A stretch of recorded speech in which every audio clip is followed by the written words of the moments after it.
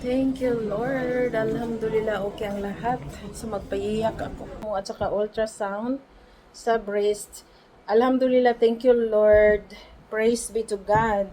So, okay.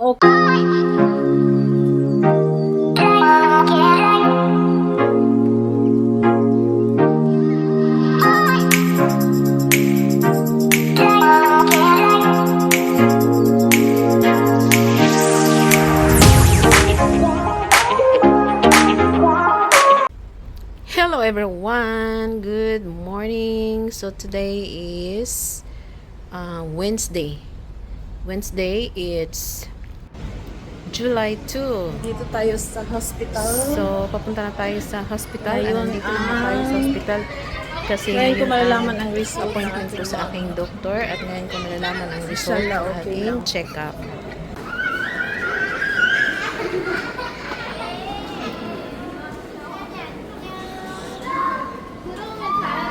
Daming tao. Sa third floor na tayo. Papunta na ako doon sa aking doktor. 10 o'clock pa naman ang appointment ko eh. 9:05 pa lang. So, meron pa akong isang oras. Gusto ko kasi hindi ako malate. Kaya, lagi akong advance ng 1 hour.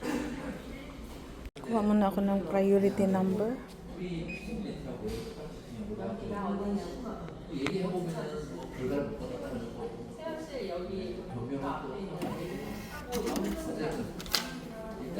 So, number 4 tayo.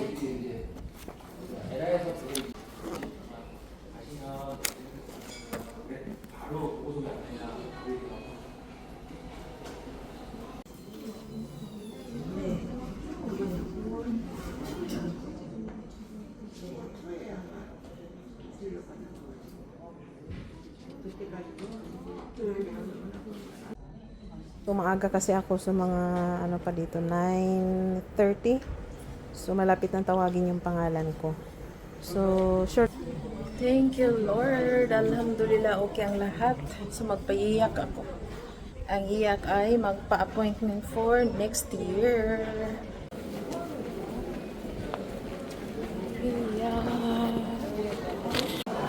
Okay. So tapos na tayo nagpaiyak, nagpa-appointment. So punta tayo sa Mercury Drugs. Doon sa harap. Kasi meron tayong reseta para sa ating thyroid hormones maintenance ko. Maintenance for lifetime. Hindi na ako nakapag-video kasi pagkuha ko ng mga priority number, hindi pa ako nakaupo, tinawag ka agad yung pangalan ko kaya walang mag-video-video at saka video short clip lang kasi bawal nga. Hello everyone! So good morning! So it's 11:30. So kanina pala pumunta ako sa hospital kasi ngayon yung magkikita kami ng aking doktor at saka ni-explain niya yung result. So, yung result ng aking mamo at saka ultrasound sa breast. Alhamdulillah, thank you Lord. Praise be to God. So, okay daw. So, meron lang siyang yung bukol nandyan pa din. Tapos yung explanation niya, ganun pa din na magkaedad-edad na ako, dahan-dahan na lang daw siyang nawawala. Kaya nagbiro nga ako, sabi ko, anong nagkakaedad, Dok? Nagkakaedad na nga ako, sabi mo noon. Pag nagkakaedad ako, wala na. Ngayon nagkakaedad na ako, bakit nandito pa? Sabi niya, wala namang problema yan. Huwag kang mag-alala, don't worry, kasi sabi niya, wala talagang problema. Tapos, yung lahat yung dati kong check-up, yung laboratory, lahat-lahat, sabi niya, yung thyroid ko, walang problema. Pero tuloy pa din yung maintenance natin, yung isang tablet, every, yan siya, once a day. So, kasi yan, lifetime maintenance ko na yan. So, ganun talaga. May mga maintenance na tayo pag nagkaedad, lalo na naka-experience na ako ng mga yung surgical operation, ganun. So, normal na lang yon. So, hindi tayo dapat mag-alala doon. So, alhamdulillah, pasalamat na lang talaga tayo sa Panginoon at dininig niya lagi yung mga dasal natin, mga panalangin natin. So, okay lang. So, happy ako ngayon sa result. So, pero sa aking instinct, sabi ko, okay naman, walang problema. Kasi mararamdaman mo naman pag may problema eh. So, yun lang ang update natin today. So, ngayon pala, hindi ako pupunta doon sa mini warehouse namin dahil pumunta nga ako ng hospital. So, ang gagawin ko, mag-general cleaning tayo at ang dami kong ligpitin. Ang dami kong tutupiin na mga labada kasi paikot lang ako ng paikot ng washing machine tapos hindi ko natutupi. Kaya nagtambakan na doon sa kabilang kwarto. Kaya yun ang trabaho ko ngayon at si Daddy Abdullah ay pauwi na kasi wala nga ako doon. So, pauwi na din siya. Maaga siyang uuwi kasi may gagawin daw siya dito sa bahay. So, yun lang ang update natin at ngayon ay first day ng examination ni MJ sa itong SEM na ito. Pagkatapos ng exam nila, na sila, meron mag-summer vacation na. So, sana makapasa man lang si MJ ng kahit hindi siya 100 perfect score, basta at least mapasa lang naman niya yung mga subjects. So, yun ang pinagdadasal natin. So, good luck sa aking anakis. Maaga akong umuwi kasi asikaso ako kasi pagdating niya dito, papakainin ko siya. Bumili din ako ng yung naubusan na kasi siya ng vitamins. So, ito pangpawala ng pagod kasi nga kanina nga at 3 AM na siya natulog. Kasi galing sa private academy, 10 o'clock siyang umuwi. Tapos kain, tapos nag-aaral na siya. So hanggang 3 AM. Parang ako yung nasasaktan. Parang ako yung nag-aalala sa anak ko. Ganito kasi talaga dito sa Korea eh.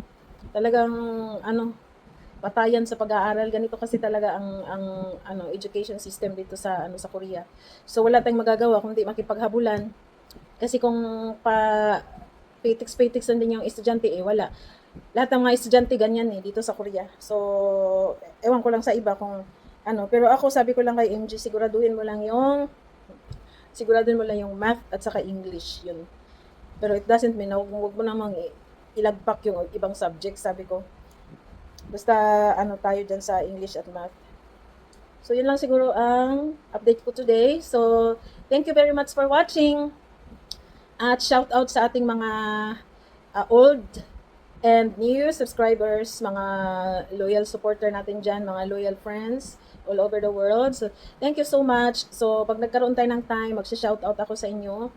So, thank you sa mga bagong pasok sa aking channel. Welcome. Sa mga hindi pa nakapag-subscribe, please subscribe sa aking channel para pag may panibago ako mga video, ma-update kayo. So, yun lang. So, thank you very much sa panood niyo lahat. Tsaka, sana'y nasa mabuting kalagayan kayo, good health. So, see you around guys. God bless everyone. Bye! Good morning guys. So today is Thursday. So it's July 3. So gagawa pala tayo ng chicken omelette. So lagyan ko ng carrot kasi carrot lang ang available natin today. So saka na lang ako mamalingki pagka may time ako kasi pagkatapos ko nito pupunta ako sa mini warehouse kasi meron kaming gagawin doon at yung mga alaga ko doon kailangan ko na ding maglinis.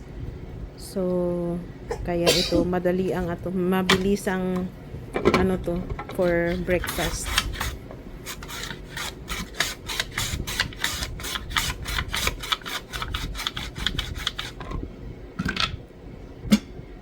So ito na, maganda yung pagka-slice pag ganito, ginamitan ko ng ganito.